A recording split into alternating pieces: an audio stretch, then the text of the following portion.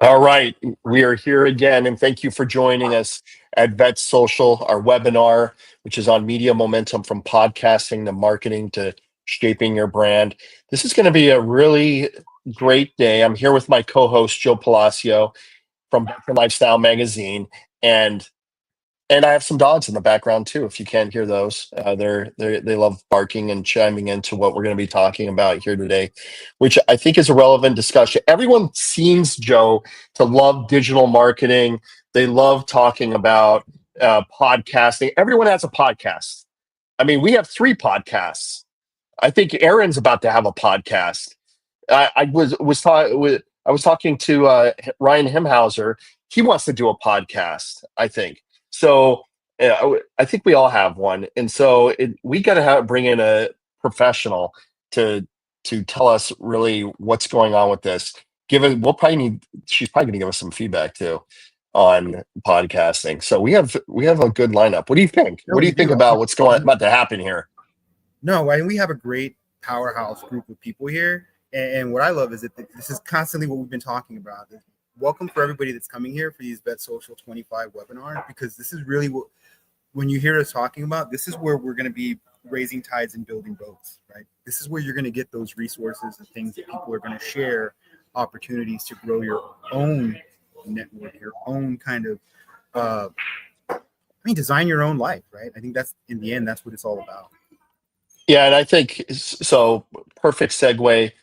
On July 18th, we're having Rise of the Mill Spousepreneur, which I think is a totally relevant discussion. We were just having this yesterday on Veteran Lifestyle, a discussion about mill spouses and mill spousepreneurship, which we've created here as our term, but it's entrepreneurship for mill spouses. They have some unique challenges as they're out there and they're supporting their military spouses and the PCSs and the deployments and the opportunities sometimes don't exist there. So it's going to be a great discussion.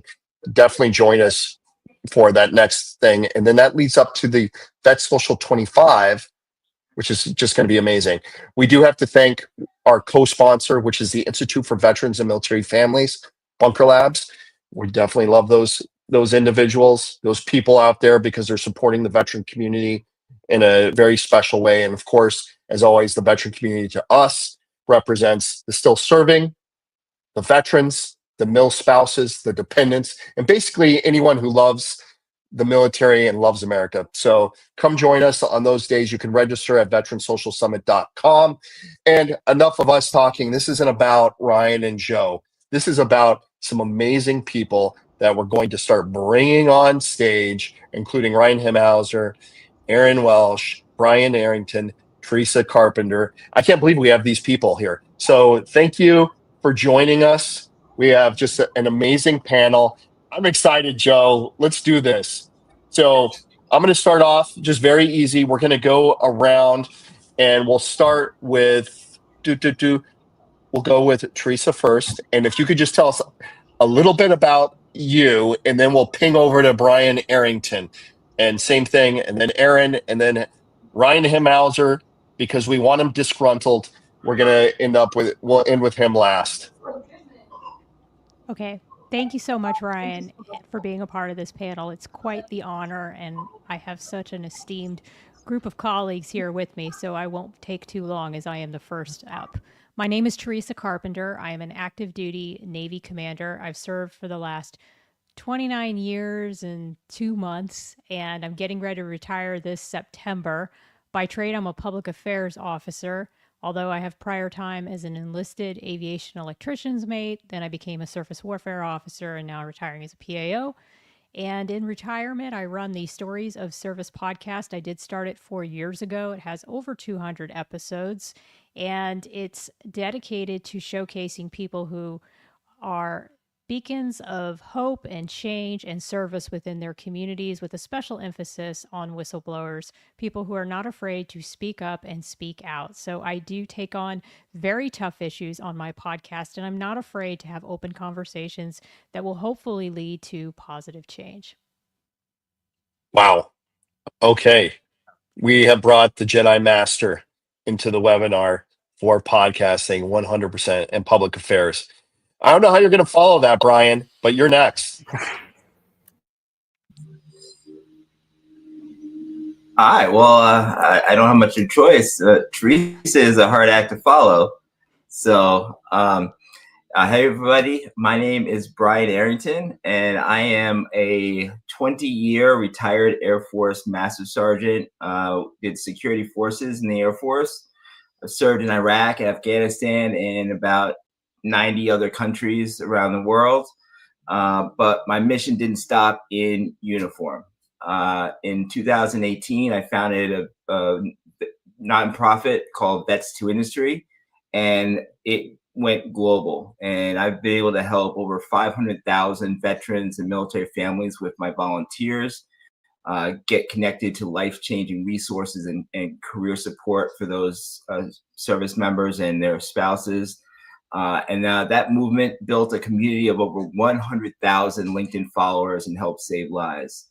Today, I've resigned my presidency with Vets to Industry in December, and I built and run a AI consulting and marketing firm called Arrington Consulting LLC. And my firm helps small and mid-sized businesses automate their operations, grow their revenue, and reclaim their time.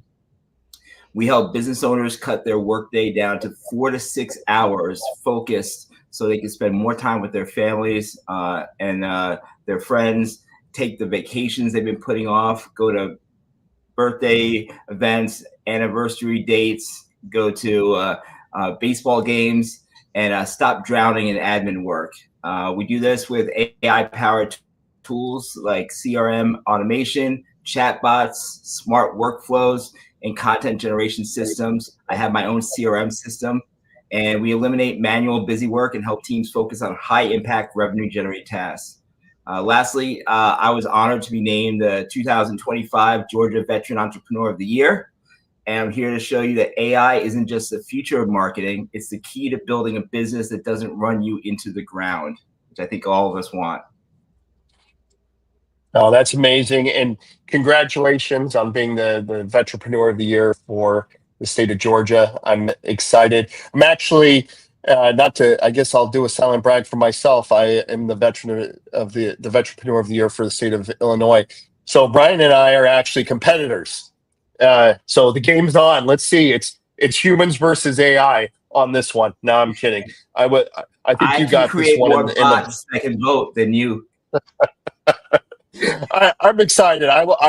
There's so many great people that are doing the veteran that have been nominated for that. I thought it was just great just to be nominated. I don't know how I made that cut, but to see honestly, like you, any one of them deserves it. Anyone that wins the national title deserves it. Exactly. Donnell Johns from Veterans Growing America is just a tremendous individual, making a huge impact in the veteran community. So I really, I'm kind of actually throwing my vote for him, not myself. So, and you too. I'm going to vote for you too. Okay, that's all right. Hey, I'm on your podcast. We put him on mute. So don't worry about that. We love you, Brian. Aaron, I told you, this is unfiltered. We love to be unfiltered here. So Aaron, without further ado, tell us about yourself. Who are you? Who is this guy from Lift Digital Marketing? Why are you here? Well, I mean, it's hard to follow these two for sure. But my name is Aaron Welch. I'm the founder and chief strategist for Lift Digital Marketing. And recently I founded the Chicago Veteran Business Owners Group. It's a nonprofit here in the Chicagoland area trying to unite all the veteran business owners to provide networking opportunities, collaboration opportunities, training and education in subjects like AI and digital marketing and all of the things so that not only can veterans launch businesses, but they can stay in business longer. Like, we're kind of in a culture of launching, like, yay, we did this thing, but then 90% of the work is after the launch. So that's what we're focused on here. Totally get that, especially about the launch. I have, as you know, 7 projects every day that are starting up. So thank you. And Ryan Hemhauser, saving the best for last. They call him Chappie, actually. Hi guys. I don't know about the best, but definitely I think the youngest on this panel. And We need babies. And apparently can't spell because I am the founder, not found of. I am the founder of Disgruntled Vets. It's a You might be fond of Disgruntled Vets. yeah. We're a social media group. I guess you can call me an influencer of some type, although I rarely show my face unless it's for something like this. So we were started in 2014. We've grown to over 1.5 million followers throughout our social groups. And we're really just big into getting veterans together, taking disgruntled veterans and making them gruntled. And if that's through entrepreneurship, mental health resources, having a place that you can vent and express yourself without having a negative response. We're very veteran focused, but we realize that the family is also the backbone of the veteran. You can fix the veteran, but if you don't have a good support network of some sort of family, be it blood or people that you've served with, you're just not going to fix the veteran community.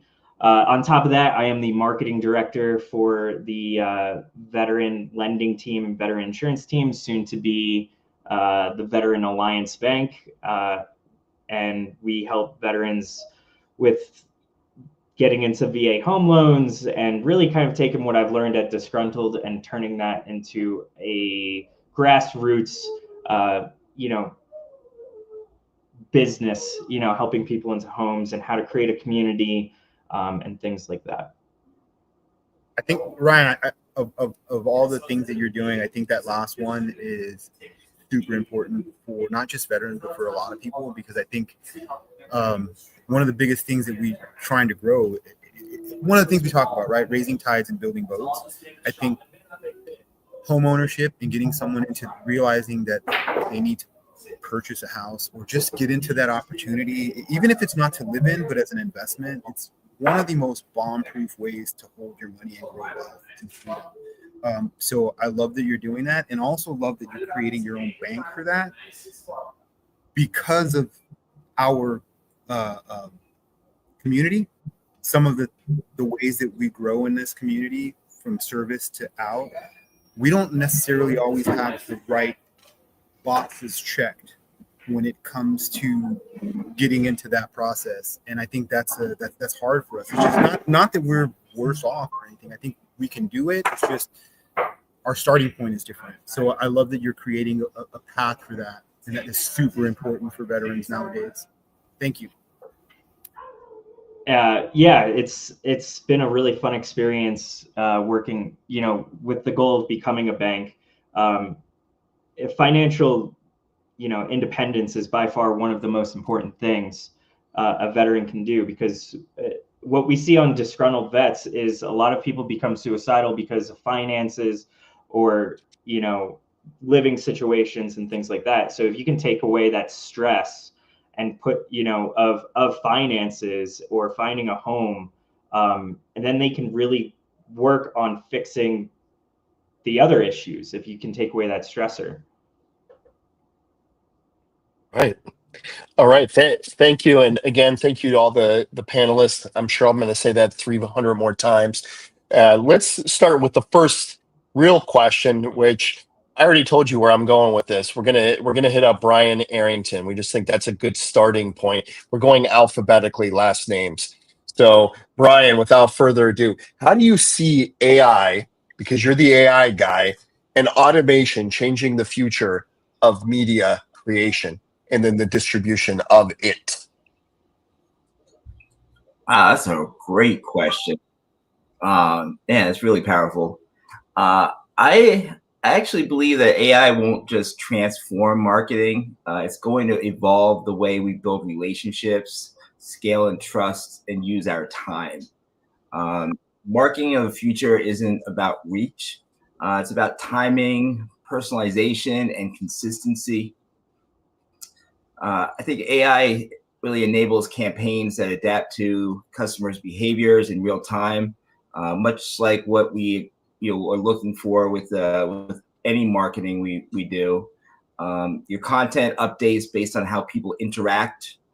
Your ads shift language, visuals, and offers depending on who's seeing them, right? So we can now tailor our avatar, if you will, to content that is specific and personalized now using AI. I think more importantly, though, AI will allow small businesses to finally compete with corporate giants and level that playing field, not by working more, but by working smarter. And the cost of entry, the barrier of entry, is so lower now than it's ever been. And I think entrepreneurs I work with aren't spending their weekends trying to write emails or catch up on social media posts, because they can do that now using AI. And they spend that time closing deals, improving client experiences, or just taking their families to the beach. That's what I was talking about. 4 to 6 hours of work a day, you can fine tune in what you're doing to make those highest revenue generating results occur. And I think that's the point. AI will scale business, but it will also scale freedom. That's where marketing is headed. And I think specifically for the veteran entrepreneur, it's going to give us that freedom back that we haven't had at all, and give us a competitive edge in the next wave of marketing. And I think you're right, Brian. It's over the next 4 to 5 years, it's going to be unrecognizable. And just the things, the capability that AI brings to you, even something as simple as the ChatGPT subscription, it has just such a robust capability. It's amazing. Even if you just took it from a veteran standpoint of preparing your VA claim, you could use ChatGPT. I don't know how secure it is, but I put in my medical. I just wanted to see. I put in my 500, 600 page medical records. It took it a couple of minutes to upload it, and then I just asked for a summary. I just wanted to see if how it matched with all my ratings and everything. And I'll tell you, it kicked out something just truly incredible and revealed some things maybe I needed to even look at. So that's just on the VA front, from a soldier perspective. But as an entrepreneur, I have like 4 ChatGPT tabs opened at any given moment, because it helps to simplify the issues for sure. So we did hit on AI. What AI? Do you have something, Joe? I feel like you have something to add to that. Yeah, no, I did. I was just curious. When you're starting to implement these AI strategies with different businesses, what's your point when you talk to them about workforce? Because I know one of the biggest things is like one of the big fears, and I think it's a false fear. I think actually what we're going to end up becoming is I'm sorry, I lost you. Our work week will be less, is what I'm getting at. So my question was, what kind of counseling and what kind of stuff do you talk to about employers about implementing AI and kind of getting to the point where they realize that AI is not a replacement for their employees, because we don't want to end up firing everybody for AI, but it's possibly a way to decrease the amount of workload and have those employers do other things. Like, what kind of things do you do to help kind of mitigate the idea of somebody going, oh, I'm going to do all this AI. Well, I don't need a workforce anymore. Let's just fire everybody. Man, you're really hooking me up with some great questions.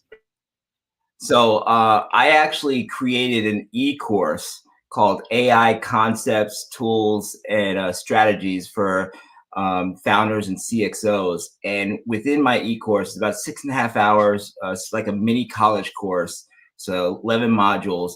I actually go over for founders and CXOs how in the intermediate strategies, it goes from basic foundation, because people think ChatGPT is AI.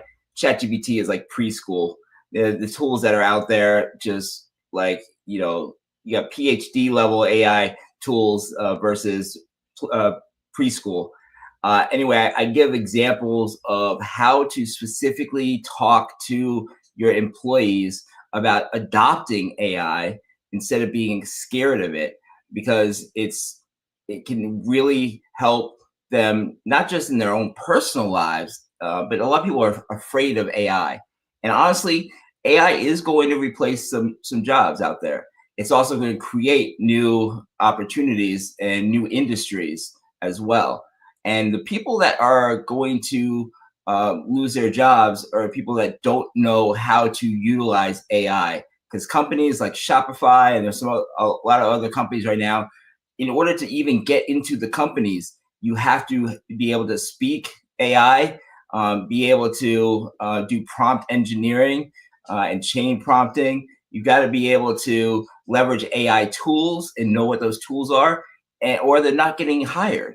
So this new generation, yeah, a lot of entry level jobs are going to be gone, but they're going to be replaced with AI specific jobs that humans still have to be in the loop. All right, HITL, humans in the loop.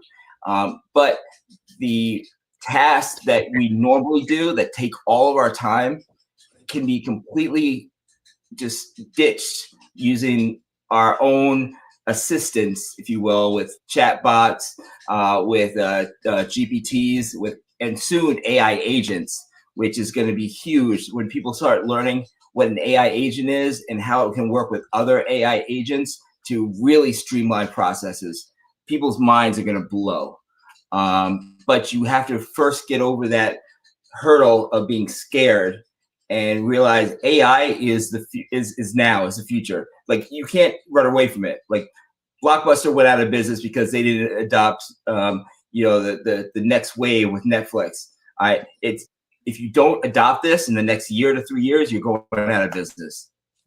Bottom line. And so founders need to understand how to talk to their people about adopting AI and working on those revenue generating tasks instead of the sending an email and stuff like that.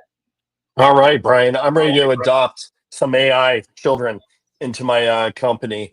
We actually do. We have Emma and Samantha. That's what I've named my AI. But let's switch gears, because I think the Terminator is about ready to hit my house here, and we're gonna go to Theresa and dial this back a little bit. So I'm still processing. My mind's blown. We're talking about AI. It's a very intense topic, actually. So I want to talk about something a little less intense, but it's still intense, which is podcasting, which I think is more, in your wheelhouse. I'm sure you're integrating AI as well. Tell us a little bit more about your podcast, and then this is kind of, as a podcaster and also in your role as a PAO, how do you excuse me, what makes a story really resonate, okay, in today's like very crowded digital space? There's so much noise out there. So how do we break through it? And I know Brian's answer is AI, but what is your answer? You have to understand your audience and what the unmet needs are. And then you have to have your ear to the ground with what current events are percolating that your audience is paying attention to. So my audience either loves Pete Hegseth or hates Pete Hegseth, for an example. And because I attended the Senate confirmation hearings and was a part of the effort to get him nominated, and I am very transparent about that, I get a lot of hate. But what I've noticed is that I'm able to capitalize on that hate. I've lost some friends over, or quote unquote friends, but at the same time, I've been able to facilitate some conversations about it. And do I think this administration's perfect? Absolutely not. And I don't always go into politics, because I think that to be a good storyteller, a good podcaster, it's a lot more than just what the political climate is. I love having on people who are educating on transition, or leadership coaches and other people. And while those kinds of stories may not get as many views, I don't think that I wanted to be a pure political podcaster because of the fact that I don't lean towards a convenient political box. And so because of that, I try my best to tell compelling stories that I haven't seen elsewhere. Like, the last week or so, I've been on a false accusation kick. And no one's taking those stories on. You could every now and again you'll find like a rogue, very small podcaster or a YouTuber with a little bit of feed. And I found out there was this radio guy in the South who got millions of followers who recently covered it late last year. But it's just one of those subjects that is continuing to percolate because DoD is not doing anything about it. And I decided to take it on. And so I think that that's the key is you have to find those subjects that are fascinating to you personally, because then you'll want to cover them and you'll want to tell those stories. And then second, they have to be something that your audience has been telling you that it's something that they want to cover. Like I will get a number of people who will bring a story to me. And that's when I know, like, okay, I'm on to something. And that's what happened with the false accusation issue, is that I just had a number of people reach out to me, and I knew that that was a story that I needed to bring forward. So it depends on what is going on in the world. It depends on what you're personally interested in. And then it also, I should say, lastly, goes back to your why. What did you Yeah. start this show for? Why are you out here? Why are you in the public space? And for me, it was because I couldn't have hard conversations growing up because I had a very controlling and narcissistic parent. And then I got into work environments where I saw the same thing. And I was like, okay, well, and not all of them. 50% of my workplaces were wonderful, great leadership. The other 50% were not so great. And so when I started my show 4 years ago, I thought, you know what, it's my turn now. I've served the Navy for over 20 years, 29 years now, and I want to bring the stories that I saw in the service that we weren't talking about and that nobody wanted to address. And I would see interviews where they wouldn't go as deep as I wanted the questions to go, or I would see media gloss over certain parts of a story. And because I was a public affairs officer, I knew that they weren't really getting into the nitty gritty of these stories. So I think that's what you have to do is you follow your gut with what it is you're passionate about, and then you combine that with what is percolating in the news space, and then also with what your audience needs. For sure. And I think Joe is like biting at the bit to ask you a question. So I'm going to ask you one question, then I'm going to fire it over to Joe. Sorry, Joe. Um, eh, so two things really, and I'll let you unpackage it. First, how have you managed to remain, really authentic to what you're trying to, accomplish with the podcast and really having your voice out there as you've continued to grow over 200 episodes? And then you've touched on a little bit is how do you deal, these are almost two different things, but how do you deal with the backlash and the negative feedback, which are, and this is important to everyone here, especially as you're scaling your business, it is going to happen. You're going to have people that are maybe they don't have a life, maybe they don't have time, maybe they just don't like you. And they will target you, especially on social media, particularly.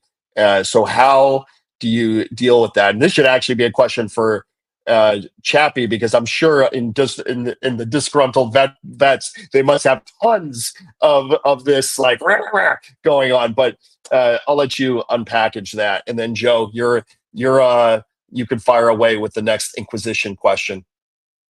So 4 years ago, when I started my podcast, I was still on active duty. I had just put on O5, and I was highly encouraged not to have a podcast from the public affairs community in no uncertain terms. In fact, I did a webinar with one of the top people at the Chief of Information, and it's actually still on my YouTube page. And you could tell he is not a fan of the idea of a public affairs officer in their off-duty capacity having a podcast. It just wasn't heard of, and it still isn't. Like, you will not find any other active duty PAOs who are doing that. So I started with really being myself and doing the things that I thought were fascinating about women leaders or coaches. Or I had my father on as my first episode, and he now does the voiceover for the intro.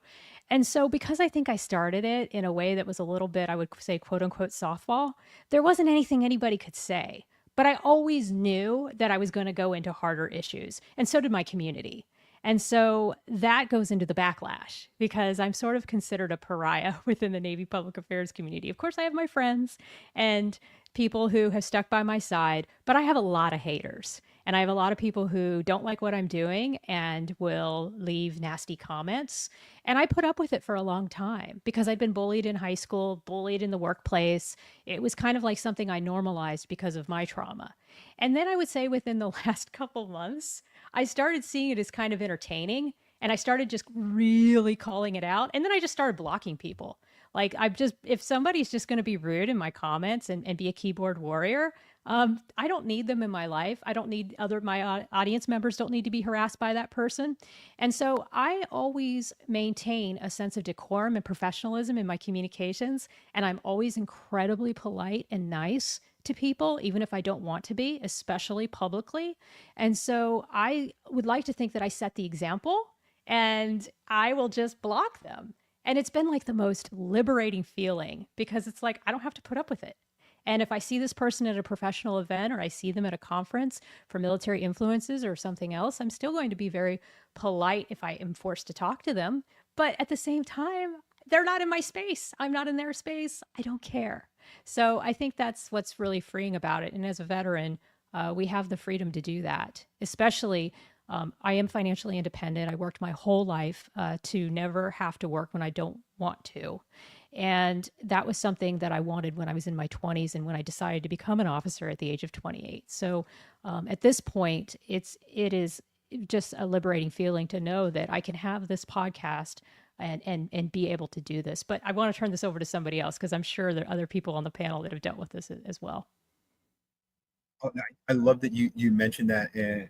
And I know I comment occasionally on some of your stuff. And I love that you are able to maintain that decorum. There's so many people that can't handle like a feedback. And even if it's like a pushback, just like a thing to say, well, what about this? Or what about that? I don't mind and pushback at all. You stay professional and you stay that. And when she does that, it's absolutely true. If you guys get a chance, you have to check out her show. It's absolutely amazing. Thank you. And yes, healthy dissent is wonderful. Yes. Bring it on all day long. Look, before we came on, when we were in the back channel, I was trying to, that I think we've been paid a disservice that we're not supposed to talk about certain things, right? But I think what that ends up doing is that puts us in a box. It puts us in these shells, and we end up just sticking with that. If we don't have our views and ideas challenged from outside, then what are we in? An echo chamber. Absolutely. But at the same time, I also agree you have to maintain your peace, right? There is a difference between healthy discussion and just being rude. Personal attacks. Exactly.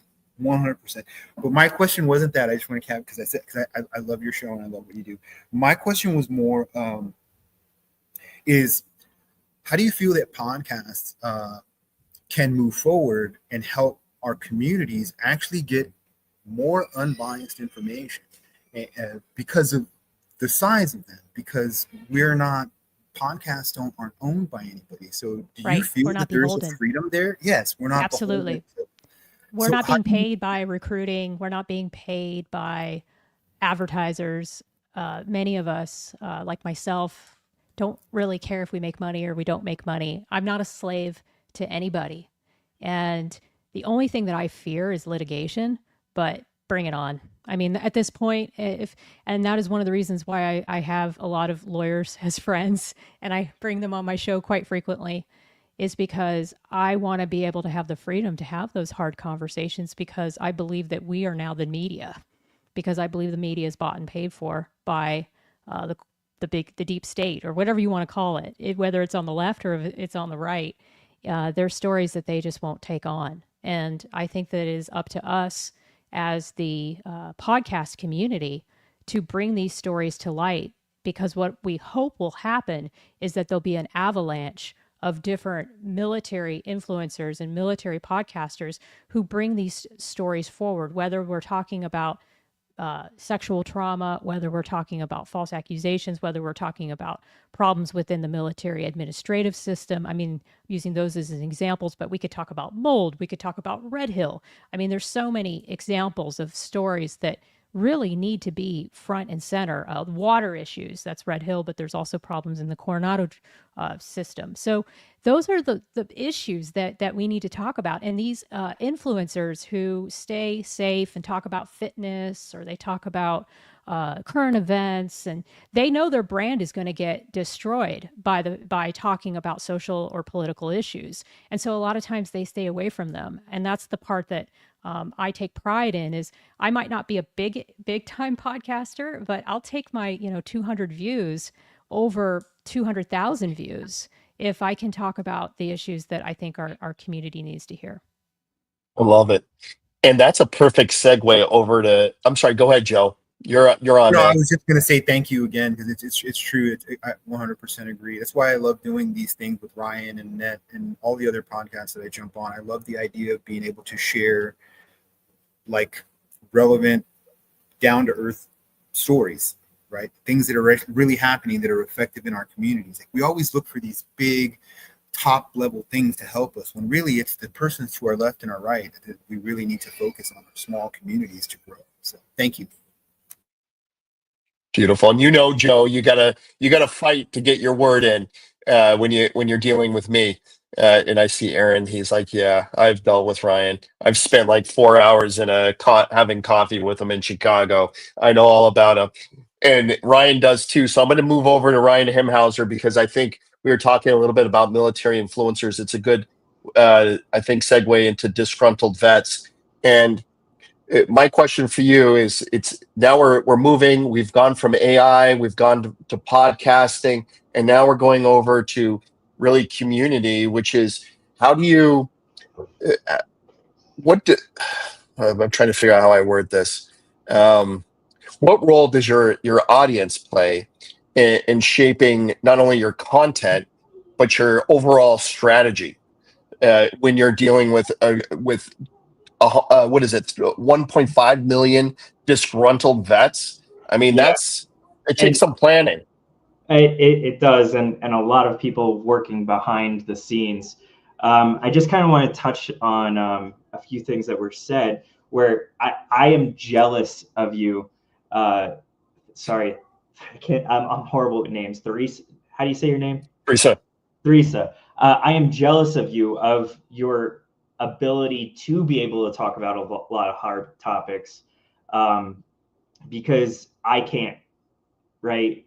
When it comes to politics, we have a very hard no politics rule, right? And that's because our mission is bringing as many veterans together, where we don't want to have that divide. So when it does come to like hard subjects, with you're talking about this current administration, like even talking about the VA now can be considered political and divisive.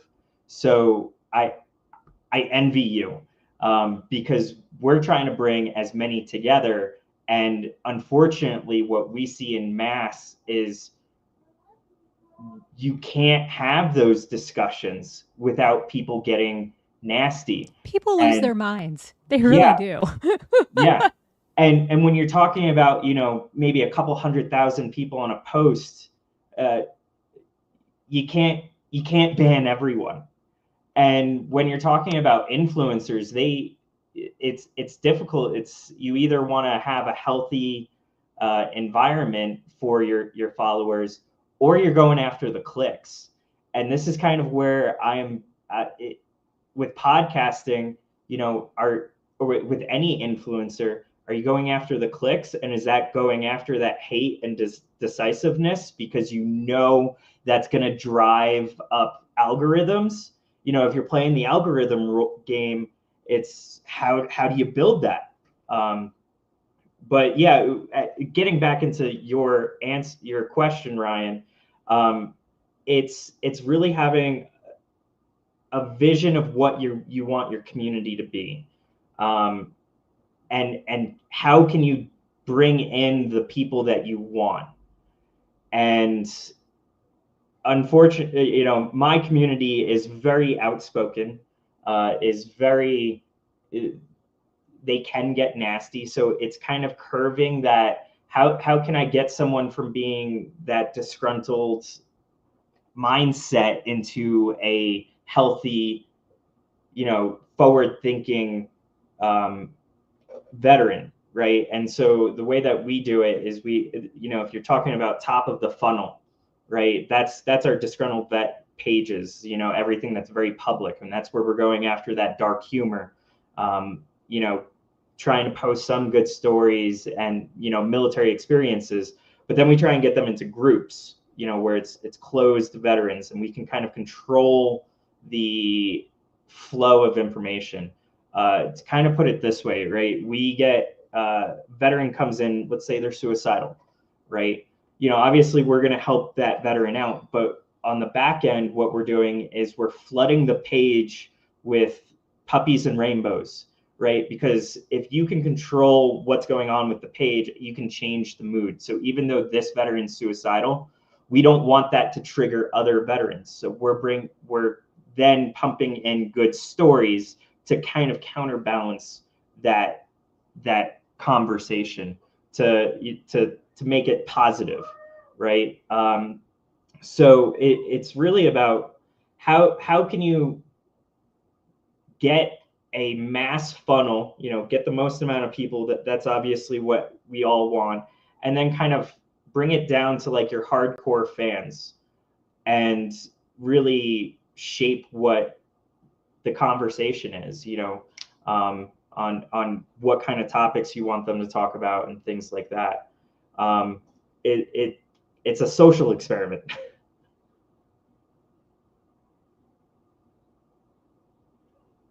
Joe? I can't hear you. Oh, I wasn't saying. I don't know where Ryan put me on the spot for no reason. Oh, my bad. I did have a question though. Thank you. It was like what I liked about what you're doing in there is that it's the whole idea of clicks versus value, right? It's like I think there's still the idea that all attention is good attention, all media is good media, and yes, because it does draw traffic, maybe that's good. But what are you drawing, right? So I think we have to be really, really vigilant of that idea that all attention is good, because I don't think it is. That all attention is not good.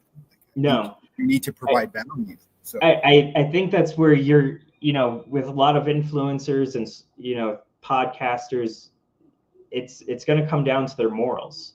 I mean, are you going for the clickbait and the decisive dividing issues, or for the money? And when you're talking about some of these guys, they're bringing in thousands and thousands of dollars. So yeah, you don't have big media, but you're still playing by algorithms. So when you're paying attention to these podcasters, you need to know who they are and what their ethics are. And All I was right. going to just say that really actually quickly. yeah. Oh, I just wanted Go to for it. just take a second because I really want to differentiate between something as best I can. There is also a difference as an audience member when you can tell someone's doing something just for clicks, or they're doing it because it's a societal issue that's thought provoking that needs to be advanced forward. So a lot of times, if I post about a political issue or an issue that's percolating because an injustice has occurred to a particular side, it's because I want to call that out and I want to say that's bullshit. But you can tell the difference when it's just an influencer that's doing it just to stoke the fire and drive an algorithm. And the audience sees through that, and they ultimately won't really trust the influencer. Yeah, like when you're talking about influencers, you have to know who they are. If it's the first time that you've seen them because they popped up in your algorithm, you have to ask yourself. I think us as people consuming this information, you have to do your research, on what that influencer it really stands for. It also goes back to what Theresa said earlier, right? I think you said it earlier, Theresa, when you were saying it goes back to what's your core value, right? Like use something like that. It's like in the end, what's in your core? What's in your why? What are you doing this for? What's your why? Yeah. because you see it all the time. I see it in some of my network. Those contrarian posts, you guys, it draws attention. It asks like a really negative question, and it's you see it all the time. And I'm still learning, Theresa, because I see people that I feel have a really good message and they don't need that kind of thing. I still find myself like, I really like that guy, and I end up clicking on it. I have I not. know, and we influence these people. Like I said, we stoke their fires. It's just like the girl who poses half naked, and everyone's like, "Go, girl, girl boss." You know, I mean, we encourage it, and then you watch the stuff about porn and OnlyFans, and you're like, "Oh my god!" But we encourage it. We're like, "Oh, you're in shape," and then we see the girl with like her ass cheeks hanging out at the gym, and she's bending over, showing her butt, and we're like, "Oh, you go, girl. You're so sexy." I mean, we do it to You ourselves. go, girl. And I do it too. I sometimes put a like there. I'm not saying I'm above it. We all do it. We all do it, I think. So, Aaron, you've been waiting patiently down there, and in my screen, you're down on the bottom there on the left. You shouldn't be. We don't like to put baby in the corner, but I guess we did that for you. So, with Chicago, you're doing some amazing things in Chicago. So, I'm going to fire right at your community that you're building. And so, my question to you, to move away from everything but still talk about community, is how are you using your community engagement to fuel the momentum for what you're doing with the Chicago veteran business owners? And you're on mute. It happens to the best of us. Don't worry. Yeah, I've only been online for 20 plus years. You think I would have figured this out by now? But hey, It gives us something to talk about later. Can you see my screen? Oh, okay, thanks. Yeah, we see you. Yeah, so Logos blazing. I'm sorry, I'm messing with you. With Chicago, it's super interesting. I'm a native Texan. I lived in Texas almost all of my life, and when I moved to Chicago about 18 months ago, I moved here knowing like a couple of people outside of my wife and kids, and I wanted to plug into the veteran community. And it's very fractured here. It's not, you can't throw a rock and hit a veteran like in Central Texas with, so many Army folks to the north and Air Force folks to the south. So really what I leaned on was my experience in digital marketing. I mean, I was the only guy in the barracks with a computer back in the late 90s, back in the 1900s. So I, utilize social media, LinkedIn primarily, because I was more focused on connecting with veteran business owners, because I know, veterans are more likely to start their own businesses. Veterans are more likely to be, solopreneurs or, self-employed. I think in some part because we're done taking orders from people. We've done it. We're over it. That's the thing. And again, I utilize social media for the purpose of connection, for the purpose of building a community. I got some great advice before I actually delved in and started the nonprofit from a couple of milspouse entrepreneurs who started their own communities of, hey, what should I do? What should I not do? And I got some great advice of make sure people want this before you start setting up a nonprofit. So I started sending out invitations, and Mr. Ryan Patrick Hunt was the very first person to accept an invitation to the group. So so Ryan's been with me from the beginning, and it was it continues to be just super interesting how you've got to meet people where they're at. Some people are on LinkedIn, some people are on Facebook, some people are on Instagram. I've got gray in my beard, so I'm not a big TikToker, but we're going to be opening up that channel because, hey, there's literally a whole generation of. And we got 90. We have 90 more days too. 90 more days. Well, of TikTok. Again. 90 days. Another 90 days. Yeah, that's what I heard. I saw it on Twitter yesterday. Came across that Trump said 90 more days at TikTok. Yep. I don't know. I didn't verify it. Sorry. Go ahead. No, that's okay. I'm just, gonna hold my breath and see if it happens again. But you got to meet people where they're at, and I'm very much in the same space of. It's interesting. Our mission is to bring as many veteran business owners together. So do kind of walk that fine line of, politics does get in the way of the mission, and the mission is to help each other. So we have monthly meetings. Sometimes, something pops up. I try to remind everybody of the mission. That was one of the things in the Marine Corps. Number one mission, the number one thing is mission accomplishment. The number two thing is troop welfare. So accomplishing the mission is primary. So, reaching out, taking what's good about social media and not the, selfie pics and the all of the videos in the gym. We're not doing that. We're using it as an initial connection point, and then we're driving it home with meeting people in person, having events and supporting each other's events. That's another big thing that, interestingly, I found entering this new nonprofit space is I can't say everybody, but there is a fear of competition in this space where people are protective of like, hey, this is my donor, this is my grant, this is my source so that we can do our mission. And I think that is a huge disservice. We're all trying to move in the same direction. We should all be collaborating.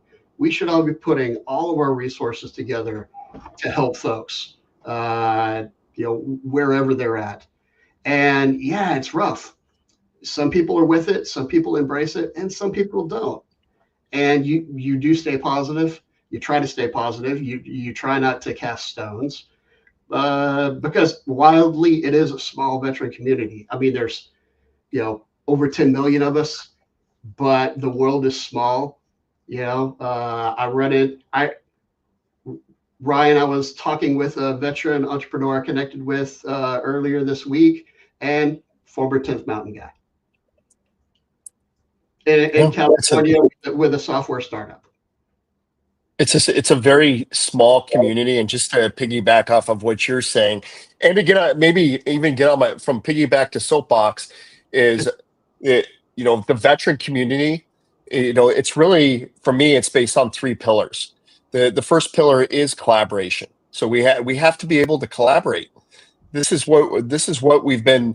It's been ingrained in us to be a team. And then second is communication.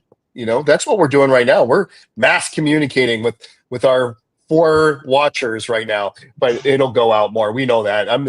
It's kid gloves, right? And then the last thing is, and most of us embody this as veterans, which is grit. So I think if we're really part of the veteran community, we should have these 3 pillars. In collaboration, I actually add as my personal and business value. It's the number one thing that guides me in whether I'm going to work with someone or not. So, anyways, not to steal your thunder, and I've been doing this to Joe all the day, cutting him off. Joe, I'm going to put it on mute, and I'm going to remove myself from the stage. This is you're the commander now. Take advantage, Joe. This doesn't happen very often. So first off, what I'd like to do is I'd like to go over to Ryan Hemhauser, because Ryan Hemhauser wanted to comment about what Aaron was about to say. So go ahead, Ryan. Yeah, Aaron. So I've tried to collaborate.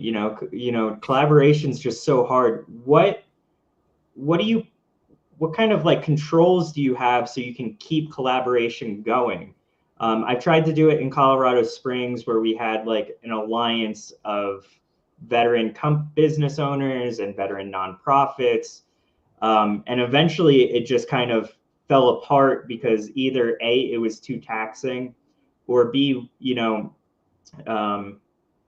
although we all had a common goal, it was really hard to keep it together and keep collaborating. What do you suggest? Well, first of all, this is new. Chicago Veteran Business Owners have been around for about 6 months, so it's new. What I already have experienced is you can't do it all yourself. You've got to build a team, and you have to, share that load.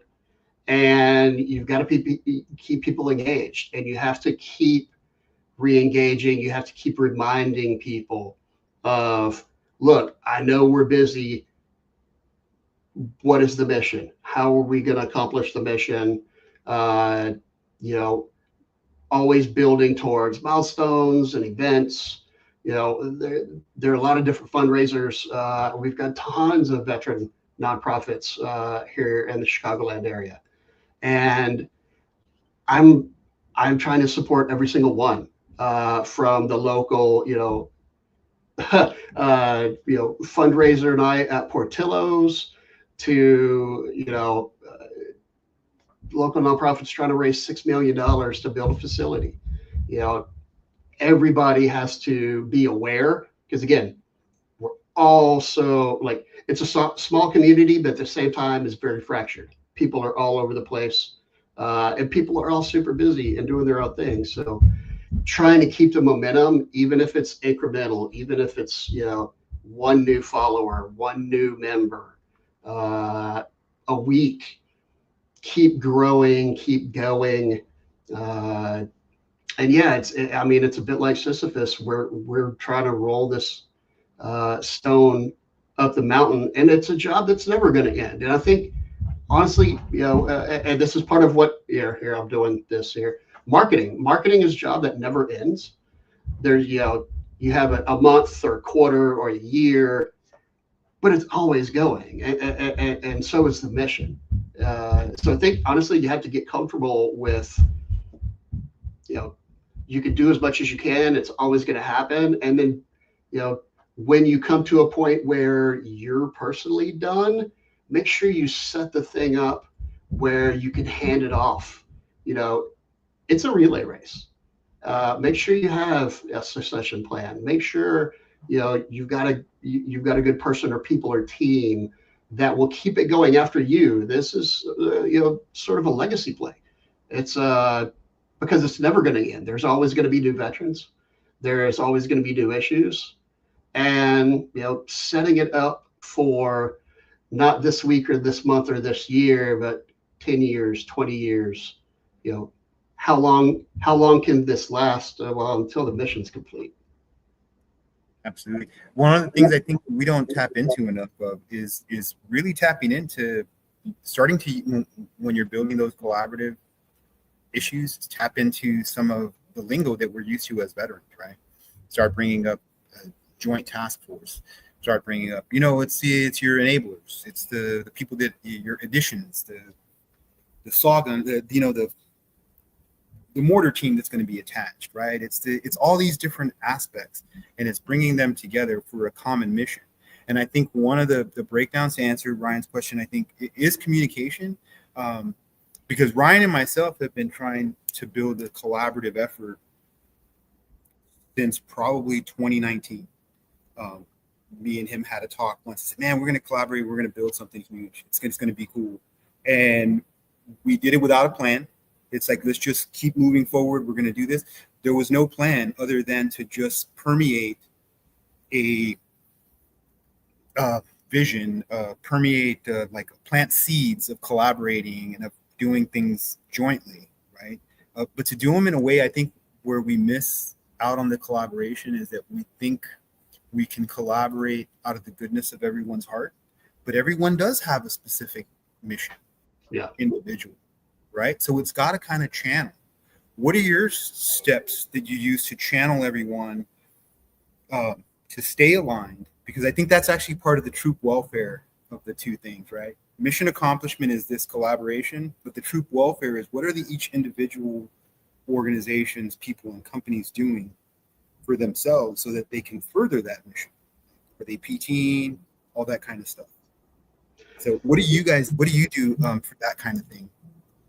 Yeah, well, I'm fortunate enough where one of the ways that I can help is with digital marketing, is with social media. Everybody needs awareness, and everybody needs awareness. and needs their causes supported. So while we are all headed in the same direction, like everybody's got to get fed, because when you stop feeding a team or an organization, what's in it for them? So everybody's got to get a piece of the momentum. Otherwise, you're going to have people start peeling off, and that's where that's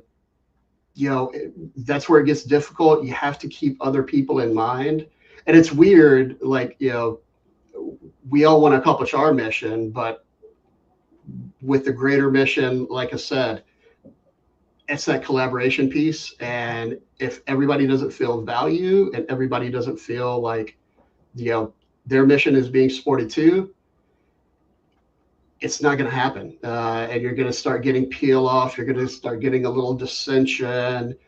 Somebody's going to be casting some stones. And unfortunately, that's a momentum too. And if you don't make good, if you don't bring them back in, if you don't find a way to reignite that passion and that collaboration, then you're fighting two battles instead of one. Thank you so much, man. That 100% agree. One of the things that we learned was we decided to, when we were collaborating, the idea was let's collaborate without really a plan. We just know a direction and go. And then we even kind of like didn't even have a comm plan. I think that's where we kind of made a mistake, and it took us a little more growing, but we've gotten way better at that. And I think that's a huge piece, the comm plan. And then another piece that we've learned now that we do when we collaborate with more people is we try to figure out an MOU. I mean, we did those in the military all the time, right? Hey, this is what this collaboration is. This is what we think you could do for it. This is what it will be for you. And let's just move forward and then go. And I think that's a great way. And I said, that's how we go. And I think that's a good way, because we are 2 minutes over our time. And I want to thank everyone for coming. And I want to give each person at least 2 minutes. And I'll give you the thing when you're at 2 minutes, just to give a closing. We'll start with Theresa. Stop. Oh, you're muted. You're muted.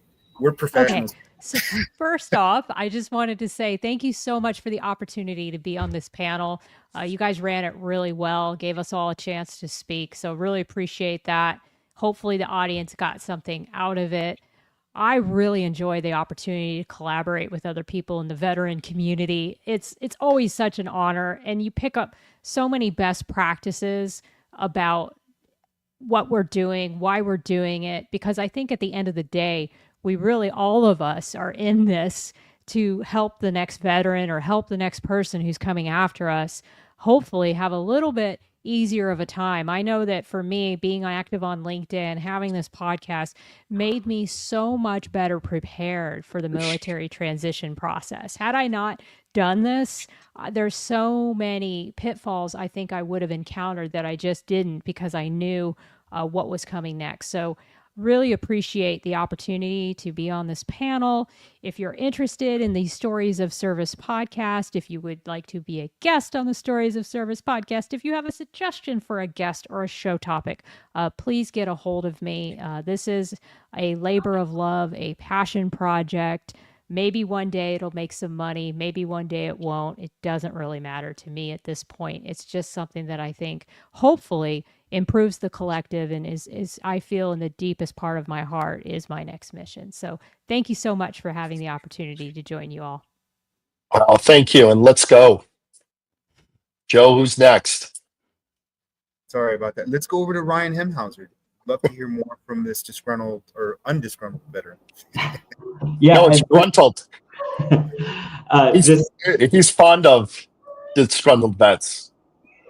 Yeah, this panel was absolutely amazing, and it kind of changed my mind or my viewpoints on a lot of things and how collaboration can work. Not only just you have to think about what the end goal is, but everyone else's needs. And I cannot wait to listen to that podcast, to be completely honest.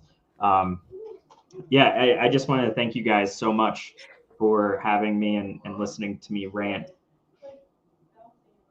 Awesome. Aaron, So- would you like to go next, please? And then we'll end out here with Brian. Yeah, absolutely. Well, I have been following Disgruntled Vets probably since 2015 and never seen your face or heard your voice. So this is a treat, man. And honestly, like, this is so crucial and so important to reach out to connect with other veterans. Stuff like this, like, surprise, I'm an introvert. I could easily stay in my basement office and work for weeks and turn into Gollum. But this fills me up. This gives me energy, connecting with other veterans, hearing everybody's stories, because we remember stories. I'm not going to remember stats, even though I'm a stats guy. It's the connection. It's the desire to help and to work with people. And thanks Ryan and Joe for having me on. I live for this shit. Thanks. Before you can find the Chicagoland veteran business owners at our website and here at Lift Digital Marketing, where we are a full service marketing agency, digital marketing agency. We can help you with your website, your social media, your content creation. We do a little automation and AI as well, but not to the level that Brian does. So check us out. Awesome. Shameless plugs are allowed. That's right. Thank you very much, Brian. And on that note, go, Brian. Well, I am not shameful, so this is easy for me. Yeah, everyone knows me out there. So AI isn't just a tool, okay? It's a time machine. It gives you back your hours each day, your freedom, your focus. In the future, the most successful businesses won't be the ones with the most money or the biggest teams. Matter of fact, there's a thing out there that the first billionaire is going to be a solo entrepreneur with just a massive amount of AI agents working for them with no other human employees. That's kind of a passing thought that's going to be the future, the next AI billionaire. But if you're tired of working in your business instead of on it, if you're tired of missing family dinners and burning out while you grow, I invite you to connect with me. I see AI kind of going in the future from front-end content to back-end workflows. We'll have digital versions of ourselves answering questions, delivering value, and building trust with clients in real time. AI won't replace the entrepreneur. It'll liberate an entrepreneur. So those people out there, just realize that, especially if you're a veteran business owner. We're heading into an era where businesses can scale without sacrificing your soul. If you're not building towards that now, your competitors are. So, I want you to all connect with me. Last parting words is at Arrington Consulting, we offer a free discovery call. So if you want to get on the call, find out exactly where AI could potentially go into your business.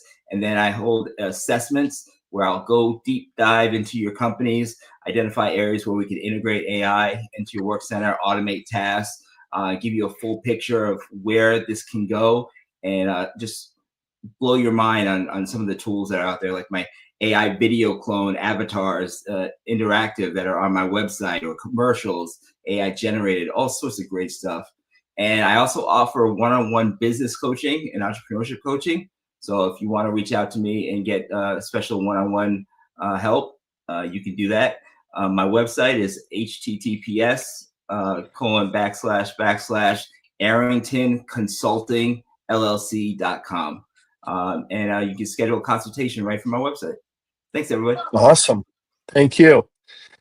Well, we did it. We made it. We did this. Well, we didn't do it. They did it. So it's 20 I'm really seconds. I'm really excited. I mean, this was great, and I really appreciate everyone taking their time and collaborating with us, communicating, and definitely showing that they have grit out there, which is really what the veteran community is about. So just powerful stuff.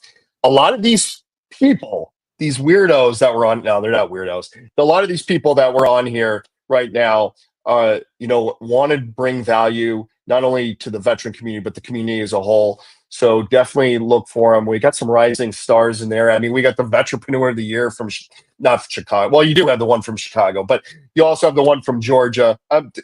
Yeah, I'm trying to get in my time machine. The AIs are coming for me, but I'm getting it all jumbled up. Brian, I need some AI bots to help me sort it out. But we have some good.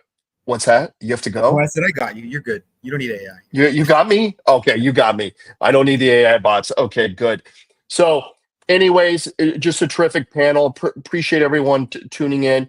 And for those that are going to watch on demand, interesting stat, actually, we'll do some stats on this real quick, is that we had quite a few registrations over the last few webinars. And I was surprised because I was like, okay, we have, you always see a movement. Sometimes it's 4, sometimes it's 20, sometimes it's 50, sometimes it's 1. And so I went in there, I'm like, okay, does anyone actually care? Do they love us? And they're actually watching the on-demand piece. So if you don't know what I'm talking about, because I decided to open this up last minute on social media, definitely go and register at Veteran Social Summit for this event, so that you can actually get the replay and on demand. And if you're having any problems, just DM us. We'll give you the on demand access to this, because these people, these veterans, and one still serving, has actually given us so much value today. And just so happy that we could collaborate. Again, 12 and 13 September, guess what's coming? Vet Social 25. You can register for free at www.veteransocialsummit.com. It's going to be huge. 60 plus speakers. 60 plus speakers, Joe. Can you believe? Who are these people? And why are they collaborating with us? I'm so stoked. It's a movement. It is literally a movement. I think someone said in earlier, this ecosystem that's being built is one of those kind of that will continue on, and that's our goal. Like that, I think that's what's made this work so well, is that this movement has been something that can just continue to process. If Joe goes away, it'll still work. If Ryan's not here anymore, it'll still go. We've built and that's what we want. Love that. It should not be built on one person, for sure.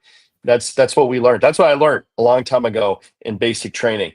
It's that we're not built on one person. So it's built on the veteran community, right? So anyways, let's go ahead. Take us out. I would like to thank Brian Arrington for creating this AI version of myself and allowing me to participate with this. Actually, I'm kidding. This is the real me. It wasn't an AI version. But thank you guys for showing up today. Absolutely amazing show. I cannot be more grateful to everyone that came here. Continue to follow us. Look for the Veteran Social Summit that's coming up, Vet Social 25. Thank you again. Ryan, it's all you. Okay, I'm going to close this out, but I have to make one snarky remark before we go.